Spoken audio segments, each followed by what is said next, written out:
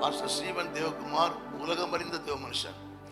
இந்த வாரம் நான் 2 நாள் முன்னால நமக்கு பேர் தெரியாத நாட்டுக்கெல்லாம் போயிட்டு வந்தார் தேவ மனுஷன்.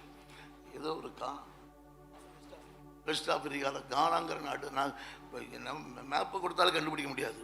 அப்படி உலகம் முழுவதும் கால் வைத்து தேவனுடைய நாமத்தை மையப்படுத்துகிற தேவனுடைய மனுஷர் இன்றைக்கு பாஸ்டர் அவர்கள் ஃபாதர் அவர்களை அறிமுகப்படுத்துவார்.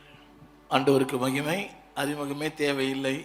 சூரியனுக்கும் சந்திரனுக்கும் எப்படி அறிமுகம் தேவையில்லையோ அதுபோல தந்தைக்கு அறிமுகம் தேவையில்லை. ஐயா சொன்ன அதே வார்த்தை, அப்பா நான் உம்மை பார்க்கிறேன்.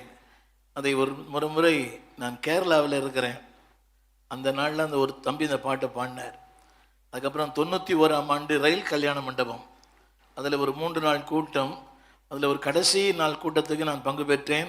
ரொம்ப இடமே இல்லை, ரொம்ப பின்னால் உட்கார்ந்துருந்தேன். அந்த கூட்டத்தை ஒழுங்குபடுத்தினவர் இப்போ சுவாமிதாசன் கேள்விப்பட்டேன். 91ஆம் ஆண்டு அவருடைய பாடலை கேட்டோம். இன்றை வரைக்கும் அவருடைய பாடல் உலகமெங்கும் உலகத்தின் பல நாடுகளிலே பேசப்படுகிறது. ஐயா சொன்னது மாதிரி அடிக்கடி கொரியாவுக்கு 23 முறை போயிருக்கிறேன். கொரியா தேசத்துக்கு. அந்த கொரியா பாஸ்டர் உங்கள் பாட்டை அப்படியே பாடுவார். நான் போகும்போதெல்லாம் சொல்லுவார், அந்த பாட்டை நீ பாடு ஸ்டீஃபன் சொல்லுவார். அவர் ஒரு கொரிய மனிதர், 13 மணி நேரம் ஜெபிக்கிறவர். அந்த பாஸ்டர் 13 மணி நேரம் ஜெபம் பண்ணுவார் ஒரு நாளைக்கு. சுவாமிதாஸ் அவரை நான் அழைத்திருக்கிறேன். உங்கள் பாட்டை கட்டாயம் பாட சொல்லுவார். அவள் சபையில் பாடுவார்.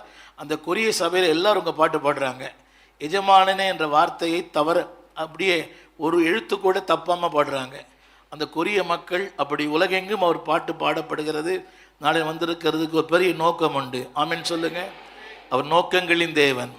தேவன் எதை செய்தாலும் அதில் ஒரு நோக்கம் இருக்கும், அதில் ஒரு குறிக்கோள் இருக்கும். எனவே அந்த குறிக்கோளை இன்றைக்கு உங்கள் வாழ்க்கை நிறைவேற்ற அவருடைய அபிஷேகம் இந்த சபையிலும் உங்கள் மத்தியிலும் அமர ஆண்டவர் தேவன் தாமை கிருபை செய்வாராக.